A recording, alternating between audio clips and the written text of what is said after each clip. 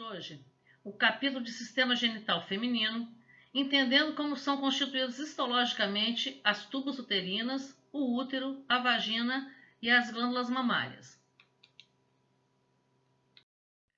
As tubas uterinas, ou ovidutos, antigamente denominadas trompas de Falópio, são dois tubos musculares de grande mobilidade, medindo cerca de 12 centímetros de comprimento.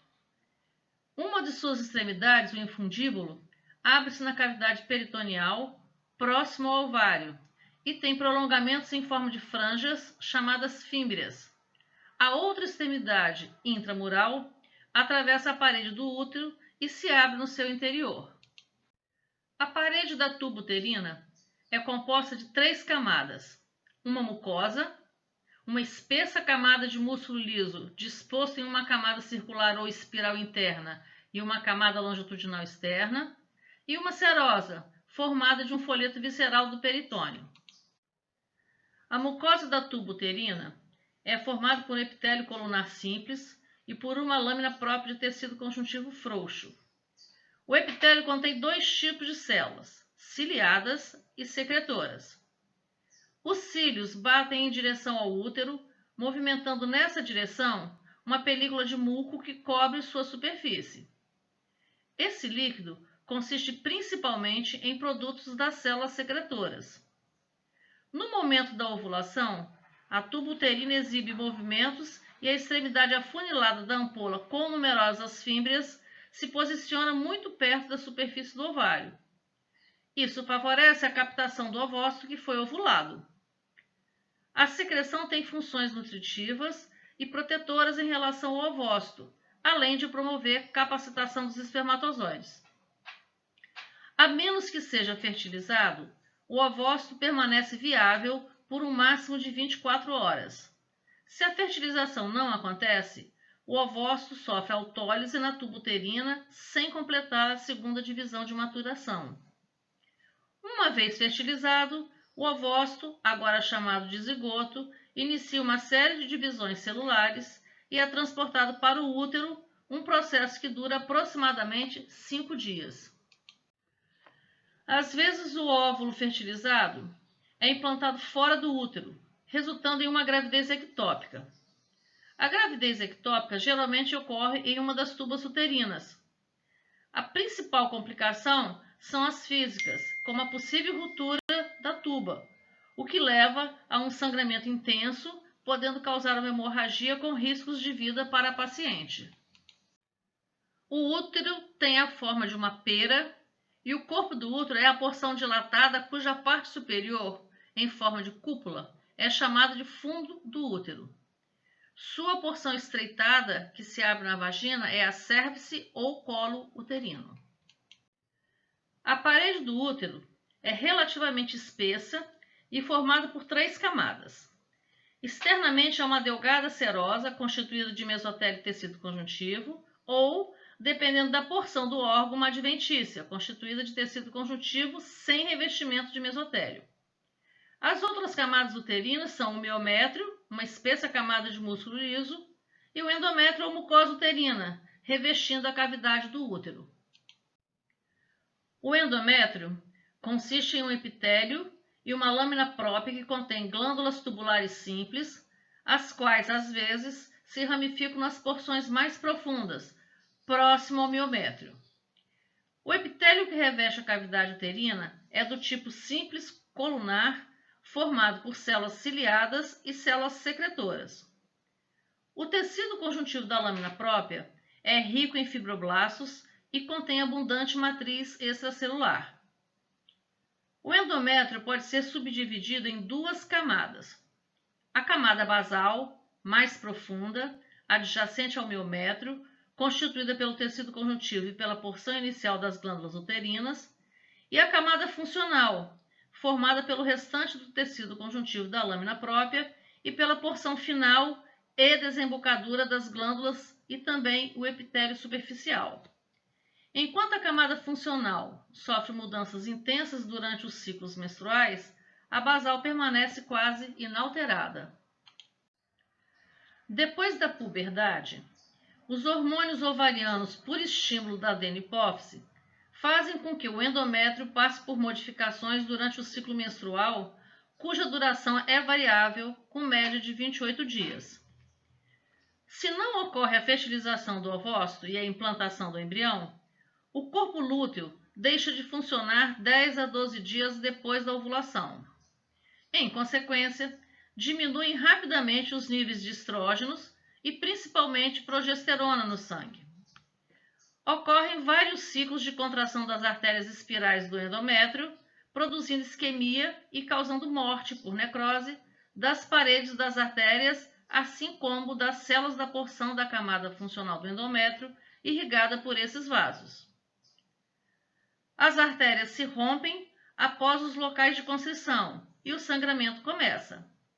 A maior parte da camada funcional do endométrio é separada da mucosa e cai no lume uterino, fazendo parte do fluido menstrual. Ao término da fase menstrual, o endométrio é reduzido a uma espessura muito delgada, a camada basal. Assim, ele está pronto para iniciar um novo ciclo, pois suas células começam a se dividir para reconstruir a mucosa por ação de estrógenos secretados em quantidades crescentes por folículos em crescimento. A cérvix uterina ou colo uterino é a porção cilíndrica e mais baixa do útero, cuja estrutura histológica difere do restante do útero. A mucosa é revestida por um epitélio simples colunar secretor de muco. A cérvix tem poucas fibras de músculo liso e consiste principalmente de tecido conjuntivo denso. Sua extremidade externa, que provoca a saliência no lúmen da vagina, é revestida por epitélio estratificado pavimentoso. A mucosa da cérvix contém glândulas mucosas cervicais que ramificam intensamente.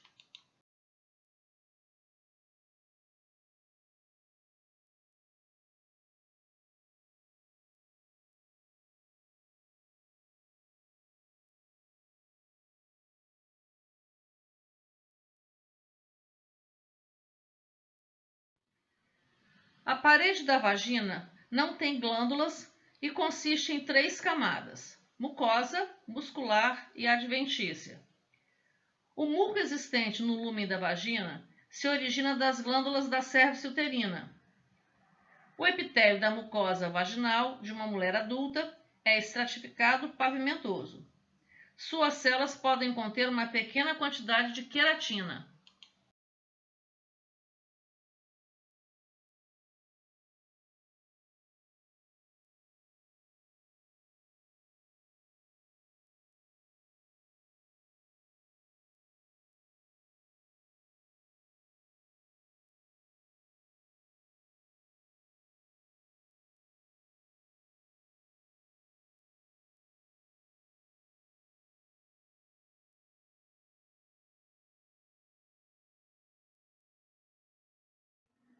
A lâmina própria da mucosa vaginal é composta de tecido conjuntivo frouxo, muito rico em fibras elásticas.